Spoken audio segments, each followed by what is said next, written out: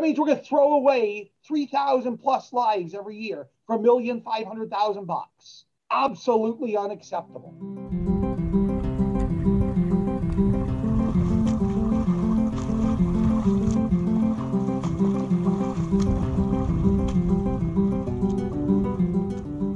Hello and welcome to Marathon Swim Stories, where we explore the human side of the superhuman feats of endurance swimmers and those who support them. I'm marathon swimmer and coach Shannon Keegan. Do you enjoy Marathon Swim Stories? Tell a friend about it, or leave a review with your podcast provider. Want to give some feedback? I'd love to hear from you. Shannon@intrepidwater.com. I hope you enjoy today's episode.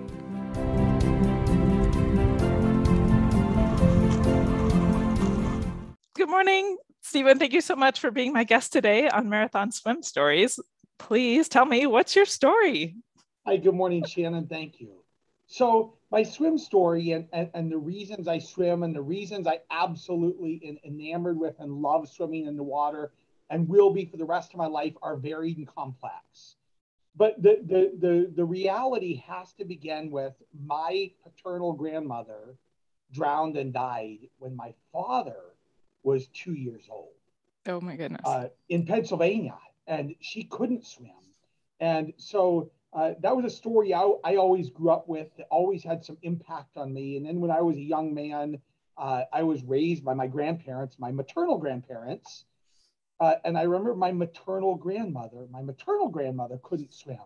Mm-hmm. And so coming from a generation in the 30s and 40s and earlier, there was not a lot of influence among even middle class, educated people, recognizing that my grandmother was the first female chemist in the United States. Oh, wow.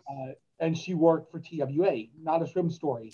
But so she couldn't swim. So growing up, I always knew that there was this challenge to swimming among the people that I really respected and cared about all of my life, so much so that my dad's mom passed away before I was born. Mm-hmm. Bred, raised, and growing up in Southern California, there are as many pools and lakes and rivers and swim opportunities as there are people or glorious sunny days. Yeah. So my swim story began when I was an age group swimmer, which way back in those days wasn't called an age group swimmer. We were called red, white, and blue swimmers. Oh, cool. So I swam competitively when I was a very young man, and did that through middle school, high school era. Off to the Army and college. So the Army first, college second, and some crossover between that. And I graduated college, pursued my grandmother's love of chemistry and received my master's in chemistry. And my love of the water and having grown up swimming, and having swam collegiately, not great, but having swam collegiately. But I did swim at school. And so I came home to the Coachella Valley near Palm Springs, was in love with the water, and I decided I wanted to be near a swimming pool for the rest of my life. It didn't really work out because I don't get paid well to just be hanging out near a swimming pool. Right. So I decided to practice entrepreneurship and start a pool company, which I've grown into the #1 largest independent pool service organization in North America. Wow. And so there's my pool story, and all of that segues to my swim story. So my swim story, varied, complex, greatest long distance swim, greatest challenge, not in the picture behind me, but the English Channel, 2004 and 2005. Really? I swam the channel twice, both in August of 2004 and August of 2005, successfully completed it twice. So 22 miles, over 22 miles the second time, and over 24 miles because of currents and tides the second time. Not rocket fast, not terribly slow, but 19 hours the first time and 20 hours the second time. Wow. What took you back? I'm sorry? What took you back after you'd done it once? I wanted to go faster, but I ended up going slower.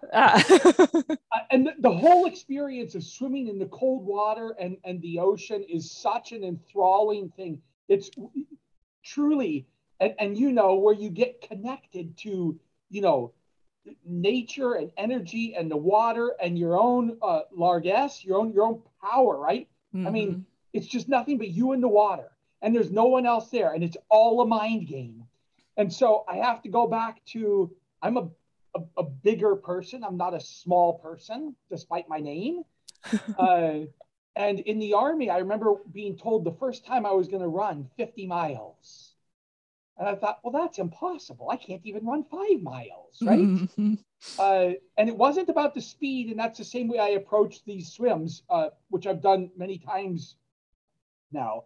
I never endeavored to be fast. I just endeavored to finish, right? So English Channel, grease yourself up, plenty of hydration before, lots of bananas and peanut butter, chocolate bars, right? And it's kind of reminiscent to go back to that standing on the beach, and you have to doubt yourself over and over and over again. Am I really going to do this? Am I really going to be okay? And of course, you have a pilot with you on a swim like that. So it's a completely different experience. But I did it because I could. I did it because somebody said I couldn't. I did it because the first time for my grandmother, who passed away, when my dad was a little boy, that's why I did it. I did it because other people couldn't. I did it to prove that a guy from Southern California at 24 years old could get in the ocean and swim from England to France. No matter the outcome, no matter how hard it was, no matter how many, and doing a swim like that, I guess into about the 12th hour, it's dark, it's cold, you're feeling cranky, you're hungry, you're not allowed to be assisted. And the thought of quitting goes through your mind every minute, every hour, every 15 minutes. And you're thinking, why am I doing this? Why am I torturing myself? And so I would say that was probably the beginning of my marathon swimming. Since then, we go back to about 2006. 2004, my daughter was born. I taught my daughter and coached my daughter in a swimming pool because I have a greater affinity for a swimming pool than open water. Taught my daughter how to swim in a swimming pool at 8 months old.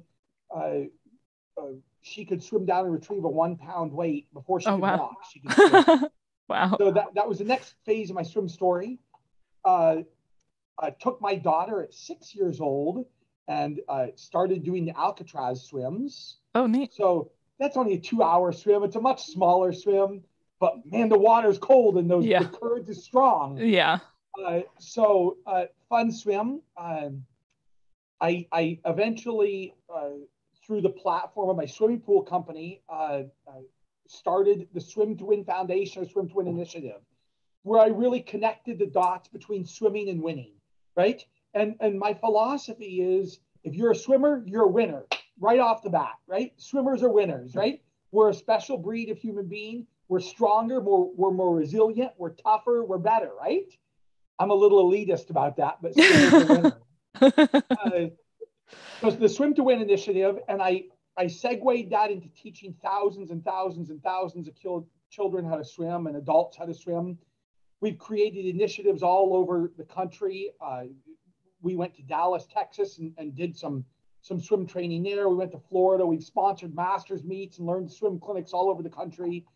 I'm not the man I once was. I probably wouldn't attempt to swim the channel today in my 40, almost 3-year-old body. That was many, many years ago.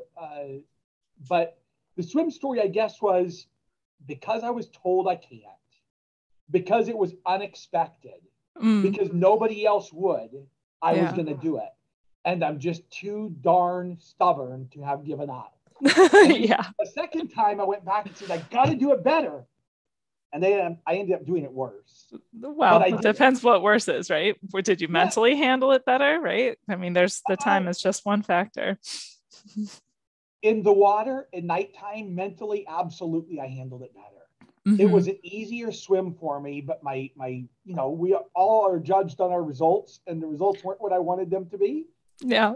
But I did it. And since then, became a trustee to USA Swimming. And I've worked with USA Swimming for a decade now. I own a swim school. Not the only not, I like to make this claim, the only nonprofit swim school in the United States. Nice. It exists, and I've endowed it in perpetuity to ensure that kids can learn to swim forever, right? That's great. As long as I grace this planet, it will stay that way. I love that. And we're going to teach kids to swim. So the English Channel swim, swimming collegiately, teaching my daughter to swim, teaching my son to swim.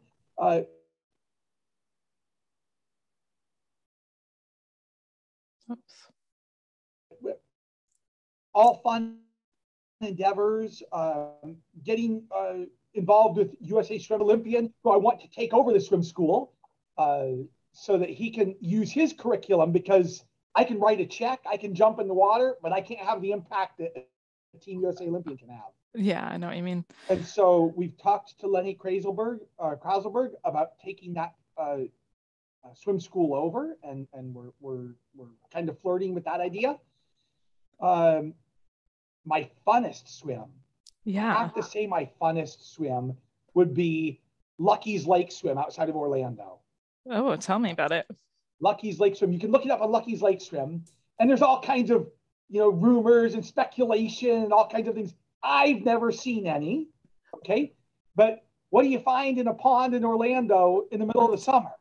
Alligators. Right. So it's called Lucky's Lake Swim. A very eccentric doctor, Dr. Lucky, and I can't pronounce his last name, who has the world's largest yo-yo collection on his property there.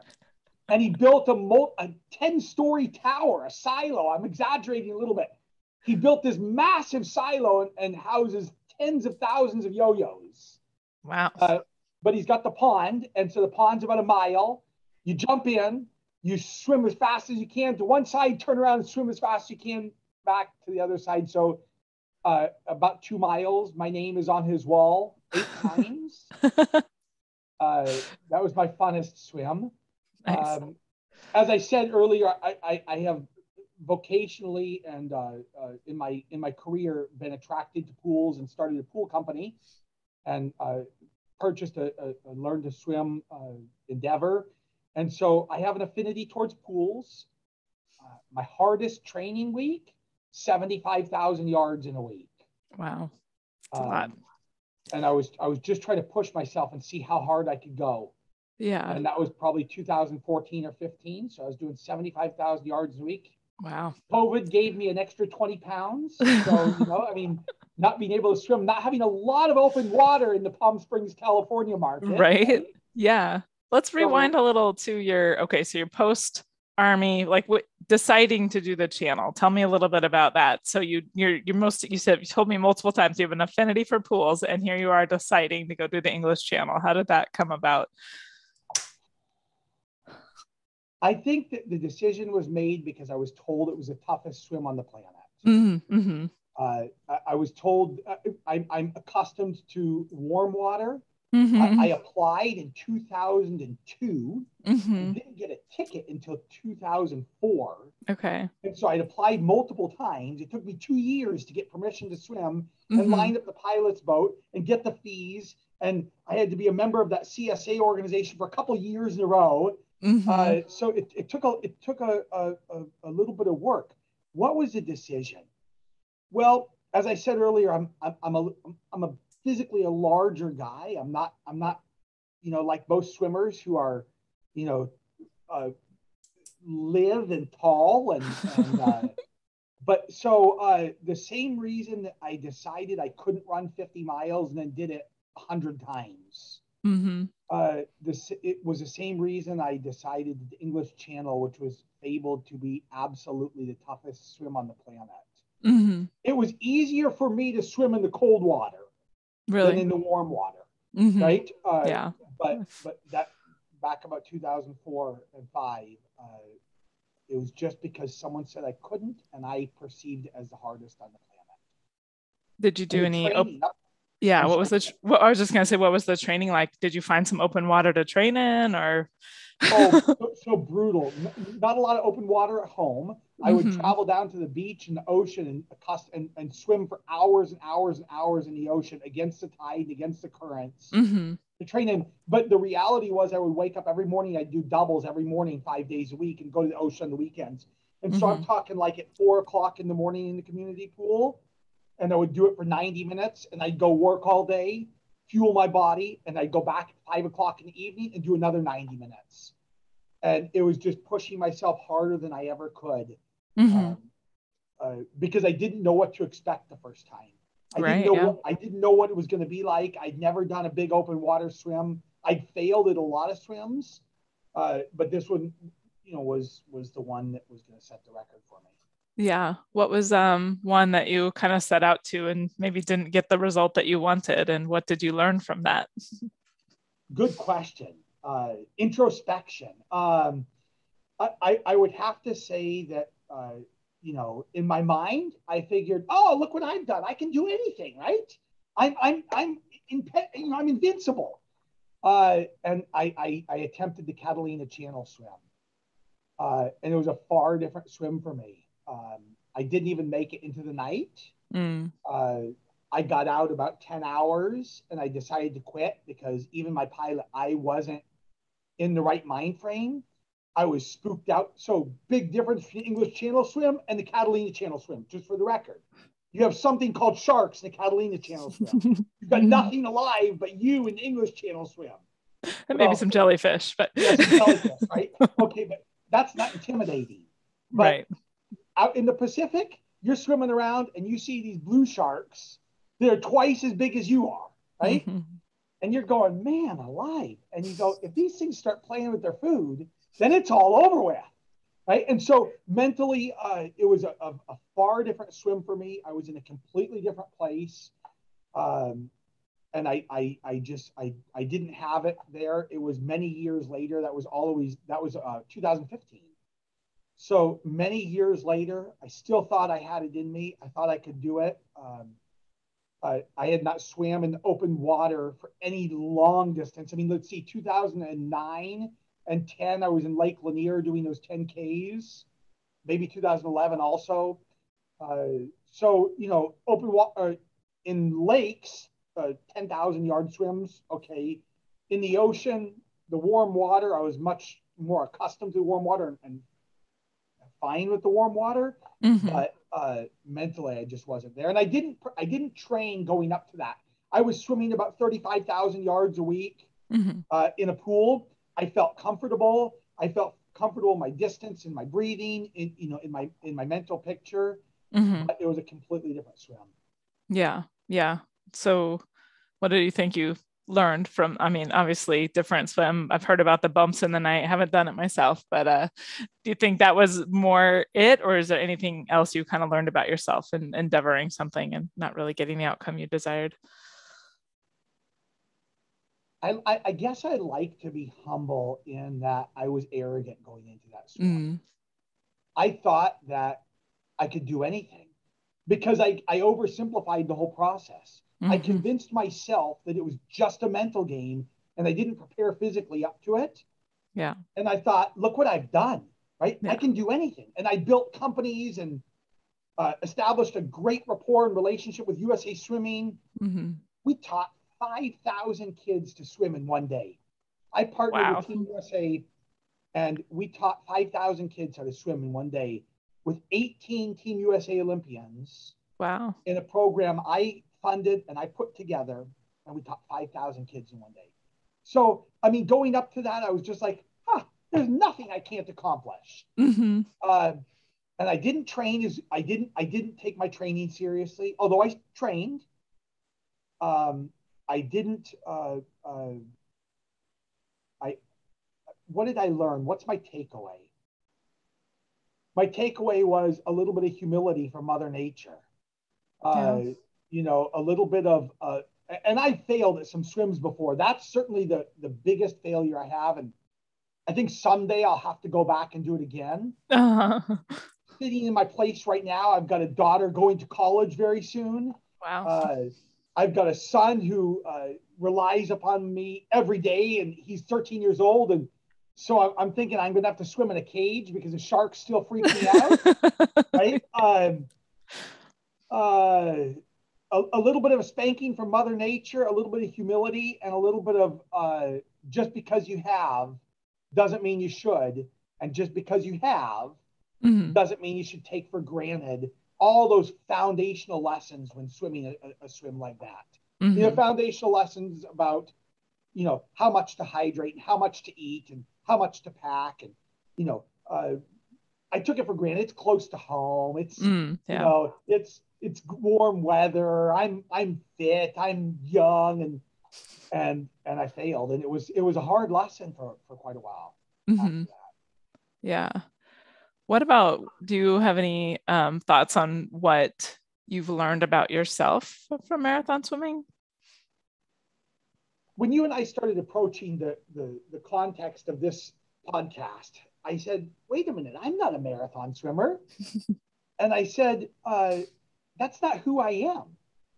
And, we exchanged some emails or text, I don't recall. And marathon swimming has taken on a different meaning to me, because a marathon to me is, 128 miles on a bike, 26 miles on a run. Like a Ironman kind of thing. Okay. That's in my mind what a marathon is. Huh. I go, 2 miles on a swim, just go do it, right? It's 2 miles. Yeah. Everybody says, well, that's so hard. So I've always wanted to do an Ironman. I think I can do the run. I know I can do the swim. The bike, though, I bought a bike and I lasted about an hour and threw it away because it's very uncomfortable. And I wanted to then try to do a recumbent bike, but that's not allowed, right? Oh. So what's my takeaway on that? Well, marathon swim is considered a 10K or longer. So you're I didn't know that. Even until this point right now, I didn't know that. Yeah. And some people say it's a state of mind. So, but it doesn't have much to do with marathon swimming specifically. It isn't so much Ironman as more about swimming and swimming longer and further. So I have to tell you, I think that marathon swimming is defined as a state of mind far more than it's defined by a distance, right? Yeah. Because sometimes I'll go get in the pool and, I'll have a really bad day at work or something really frustrating happens. And I'll get in the pool and I'll swim for 4 hours, and I'll swim till I just get out. And you know the drill. I don't want to be gross to your listeners, but you get out and you vomit, right? And you leave everything there. It's just you put 150% of what you are into that swim, into that water. And in 4 hours, I'm probably swimming, even at a slow pace. I've got to be swimming 10 miles in 4 hours, even lap swimming and lane swimming. But, you get a little bit discombobulated with how many foot turns you're doing and, the water. And so I would say that if marathon swimming is a state of mind, I'd say it's has more to do with, your state of mind versus where you're at or what you're doing, or if you're in a pool, if you're in open water. Yeah. Because it is a state of mind. It's all right there. It's a mental game, right? It's all just one more stroke, just one more pull, just one more kick, right? Multiplied by 10 million. Yeah, exactly. Going back to the English Channel, what was the kind of the roughest parts for you getting through that? I mean, you mentioned a little bit. What's that? The nighttime. Yeah. The current, the self-doubt. So the current on the second trip pushed me way out of the way, and I had to swim longer. And my pilot said, how much further we had to the shore. And, I guess at some point you go, what are we doing, right? What am I doing, right? What was the point? Yeah, exactly. With great interest, I followed Sarah Thomas's journey. I couldn't even make it there and back for you, right? And that gal made it there and back twice. I can't even imagine. I mean, Diana Nyad, right? I hear all kinds of people. There's all kinds of conspiracy theories about her swim from Cuba to South Florida. I hear it all the time. And I go put yourself in that spot. We have some incredible people that can be defined as marathon swimmers in this sport and active in this sport. We have some incredible people. And I guess going back to English Channel, when I was in the water, those stories didn't exist. They didn't, not yet, no. And I remember reading stories of people who made the channel swim, and it took them 26, 27, 28 hours. Mm-hmm. I don't know the exact numbers and records, but I remember reading about people that did it in 7 or 8 hours, I recall. I think the record's 8 something. 8 hours. Yeah.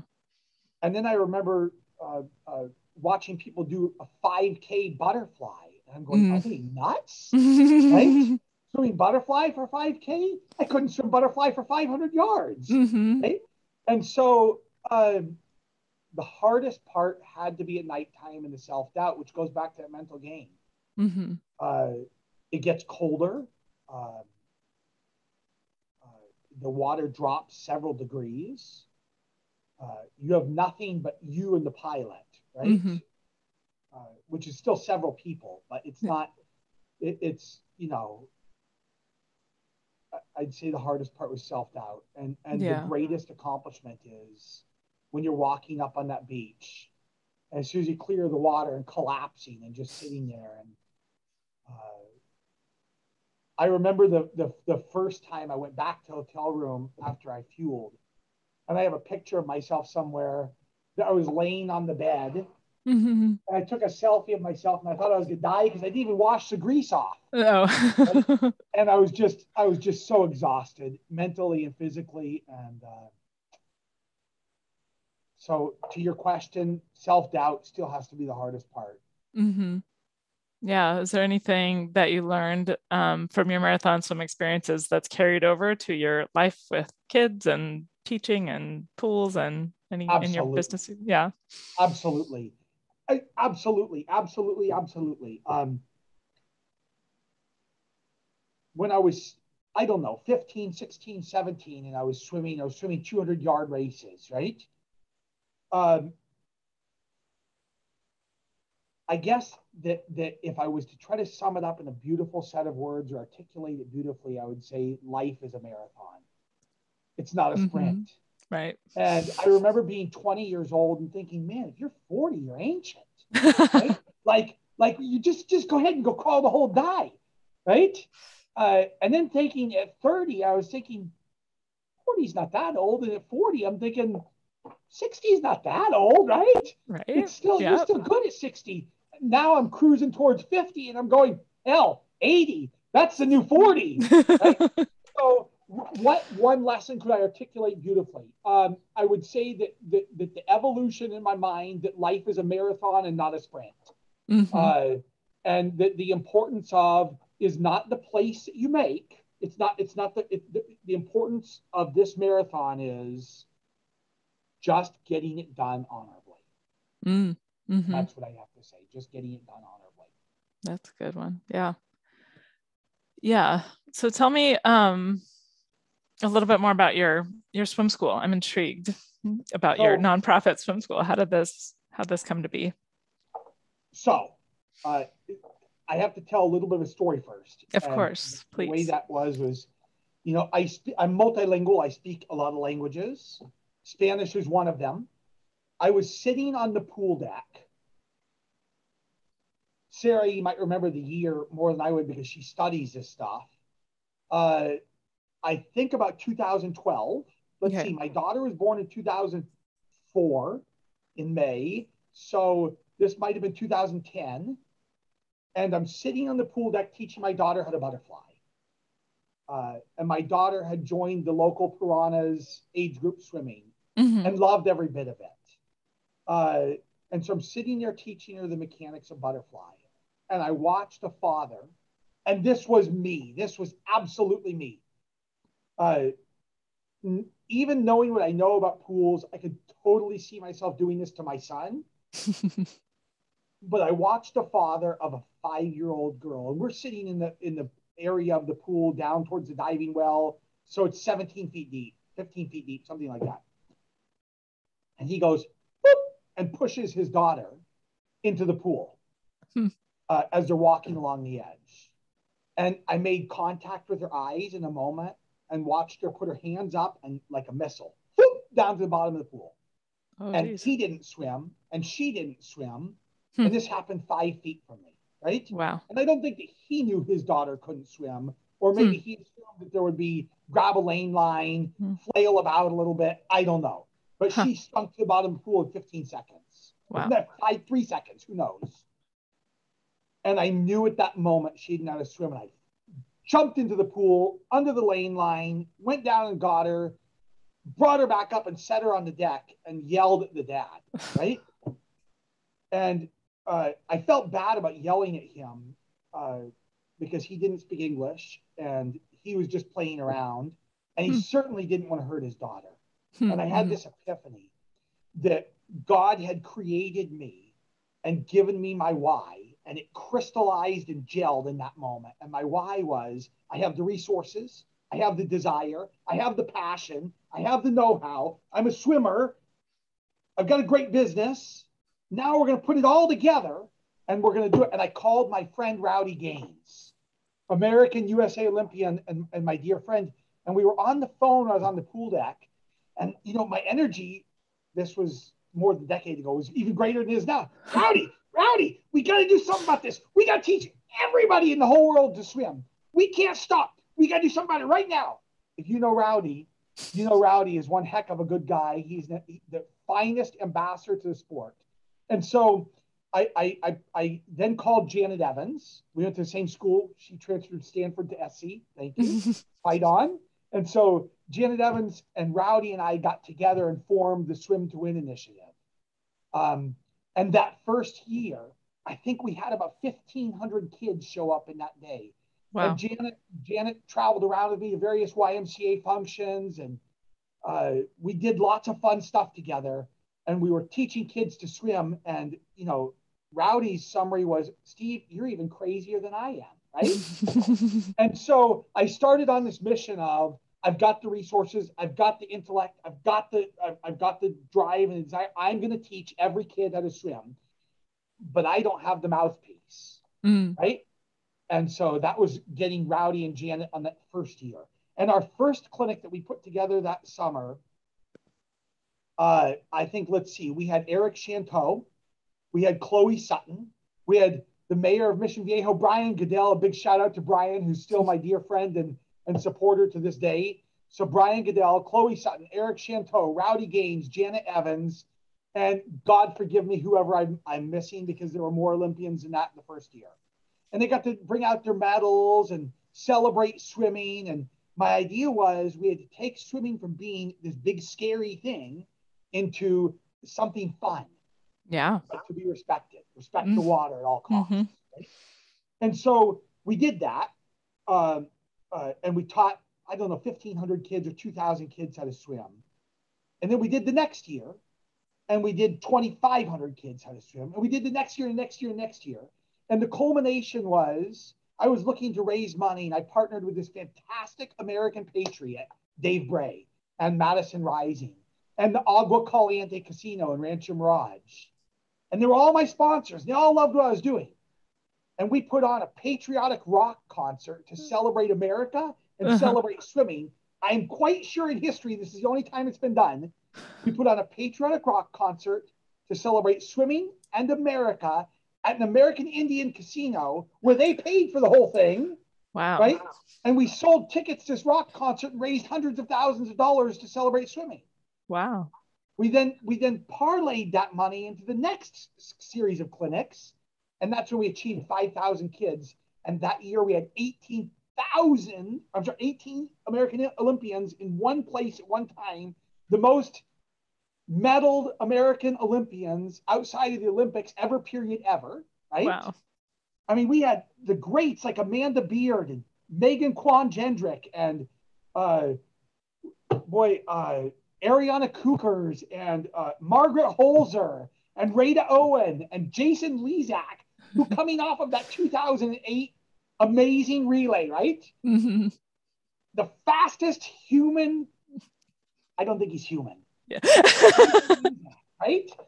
And we did some awesome things. We established these programs like Take Your Swim Lessons Home, A Donor and a Champion, where we gave masters swimmers a chance to race American Olympians. And they all brought out their medals, they signed autographs, and they did some awesome things. And then I realized that year that the drowning rate in my home community was going up every year. Oh, wow. Despite all of this good stuff, that was my single biggest professional failure. Not my swimming failure, but I judged myself very harshly because I was out in front of the media and hosting rock and roll concerts and teaching thousands of kids how to swim. But the results were that we lost more children and more adults to drowning in the Coachella Valley in California that year than the other year.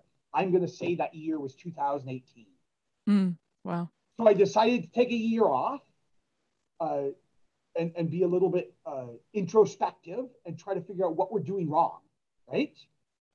And then the pandemic came up, and my partner, who had been teaching kids to swim in the Palm Springs area for 30 years, needed some help. God rest her, that was Helene Barker. God rest her soul. Helene Barker owned Helene's Learn to Swim. Very good swimming instruction and swim school owner for probably 30 years in the Coachella Valley. She taught my own kids how to swim. And I bought the business Helene's Learn to Swim in January of 2020. And I decided we were going to find a way to teach every kid how to swim through personalized one-on-one curriculum or one-on-one instruction. And I'm not going to stop until I let up. But I was going to gauge myself not on how many times I got in the news, not on how many Olympians I brought, and not on how many rock concerts I did, right? But how many children that we certified to Red Cross standards that would be safe in the pool. The USA Swimming Foundation says that 88% of all children are drown-proof after 8 weeks of formal swim lessons. 88% of children. The greatest organization for swimming in the United States, the USA Swimming Foundation, says that 88% of all children are drown-proof with 8 formal swimming lessons. There are other statistics that say 65% of African Americans can't swim. 55% of Latino Americans can't swim. 40% of Caucasian Americans can't swim. I don't know the numbers for Asian Americans. They say if your parents don't know how to swim, you're 60 or 70% likely to never learn how to swim. Right. So then I go back, a segue to my friend, Dr. Lachoki, who was the CEO of the National Swimming Pool Foundation for 20 years. And Dr. Lachoki introduced me to a biologist named Dr. I want to say Wallace Nichols. I'd have to look it up. He wrote a book called Blue Mind. You might be aware of. And familiar with Dr. Nichols. And the philosophy behind Blue Mind is if we get in the water, there's going to be profound organic implications to our brain, right? And we're going to be happier and more successful. And wait a minute, do I hear winning? We're going to win. So now I started to connect all these dots in my peanut-sized brain and start to go, what are we doing here? We know that kids who learn 8 weeks of swimming can get swimming lessons. We know that. And we know that they'll be happier and more successful adults. And we know we can combat juvenile diabetes and childhood obesity and drownings. We can fix all this. We can fix it. And we know what the cure is. And we know what the solution is. And it's $55. It's $55. For me to teach a child to swim is $55. That's 8 weeks of lessons. Wow. $55. Anywhere in this country, I can teach a child to swim for $55. What if there's no water? And I'm being told that we're going to lose more than 3,000 kids and adults every year over something so trivial as $55. Let's extrapolate that and do the math. That's $1.5 million. That means we're going to throw away 3,000 plus lives every year for $1,500,000. Absolutely unacceptable.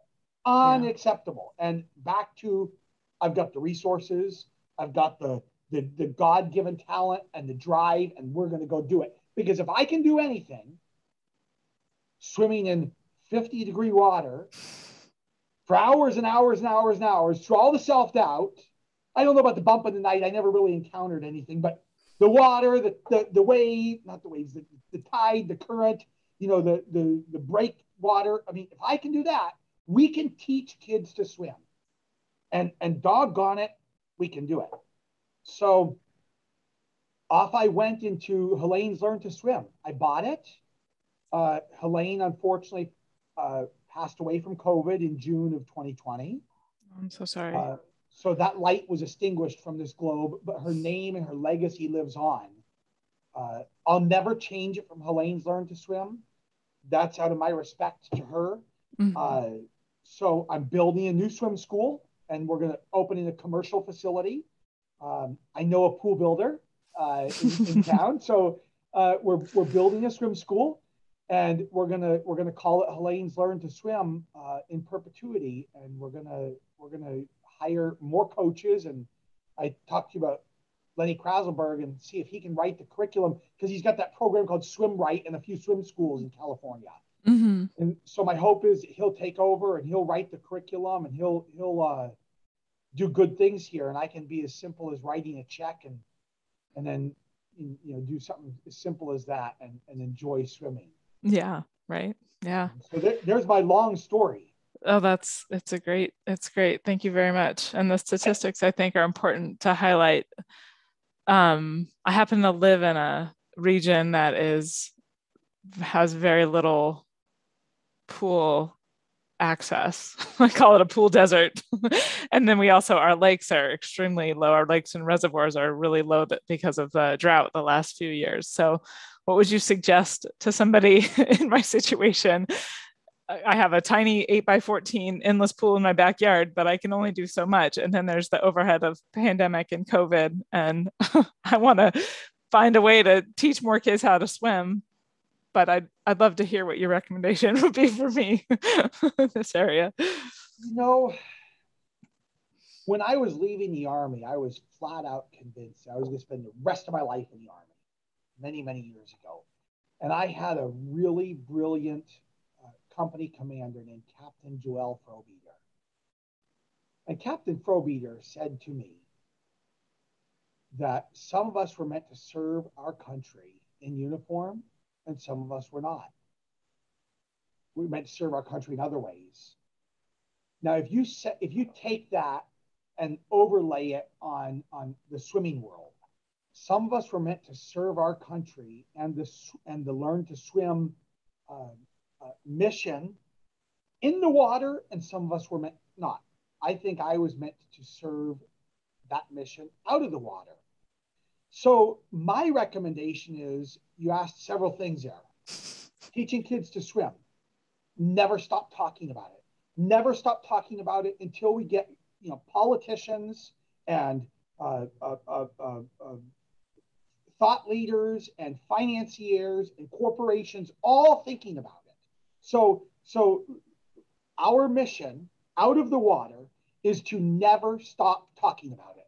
Never stop talking about how easy it is to solve and how drowning is preventable. Yeah. So that's step one. Now, to your personal goals. I don't know in Southern Oregon what the reservoirs and the lakes are like, although I do know the acute level that they've dropped from Southern Arizona, Mojave, Lake Mead, the Colorado rivers. It's tough.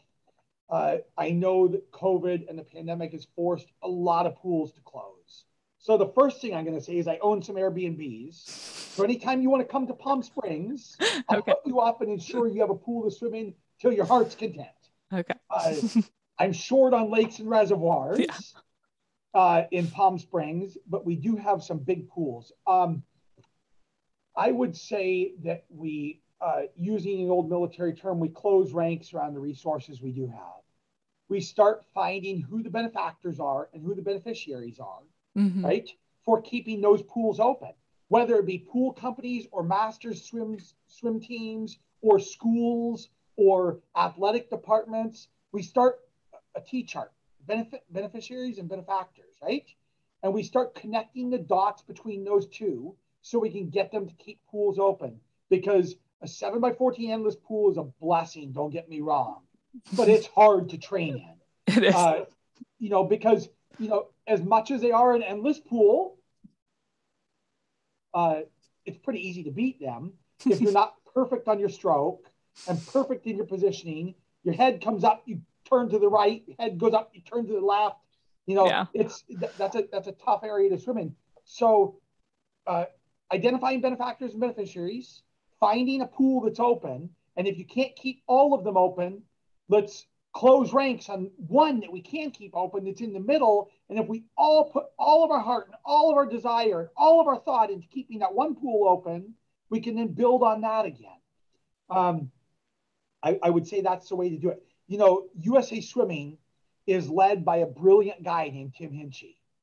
And Tim has started to close ranks on all of the swimming world. So Masters Swimming is now becoming part of USA Swimming. And the USA Swimming Foundation is now becoming part of USA Swimming. So instead of having multiple organizations and multiple efforts, he started to streamline and consolidate he's been in that position 4 or 5 years. And he's starting to streamline and consolidate everybody's efforts into one result. And I would copy my friend Tim Hinchey, the CEO of USA Swimming's methodology, in saying, close ranks, find a way to keep a pool open, even if it's a 25-yard pool, and flip turn until you can't do it anymore. Yeah. The other thing I've been trying to do this year is kind of to get the two birds with one stone and have parents work with their kids in the waters as a way to, because the first thing a kid does when you teach them to go into waters, they spit in your face. And so in the face of COVID, it feels, like I just as soon have the parent in the water with the child. And I like to show parents the basics. And then so they kind of know what they could work on with their kid if they're, not at my pool, or things they could work on with their kid in their bathtub or their little puddle at home or whatever they've got. So that's been an interesting way of kind of tackling the problem, but it's really interesting to me how a lot of parents are kind of adverse to, like, they're not comfortable in the water. It's been fascinating to me to try to figure out how to tackle the problem. I sincerely appreciate your recommendations though. And I need a bigger venue at the end of the day. So I need to find the places around town that we could keep open, that are open, and just, I think you made some great recommendations. So I appreciate that a lot. And I very much appreciate you sharing your story today too. Thank you. Thanks. What I always thought would be an awesome thing is if USA Swimming could come together and compile a database of every 25-yard, 50-yard, and 50-meter swimming pool in this country, right? It's a lot of work. And yeah. I'm not saying it can't be done, and I'm not saying it's not on their roadmap, but I can't speak for USA Swimming. Right. I'm just saying that it would be an interesting thing that we could all find where we could train together, where we could swim together, where we could teach together. And that's an interesting philosophy, because I always tell kids, you put your goggles on, put your face in the water and blow bubbles. That's the first thing we do. Put your face in the water and blow bubbles. And I don't let them spit on me. Right? Yeah.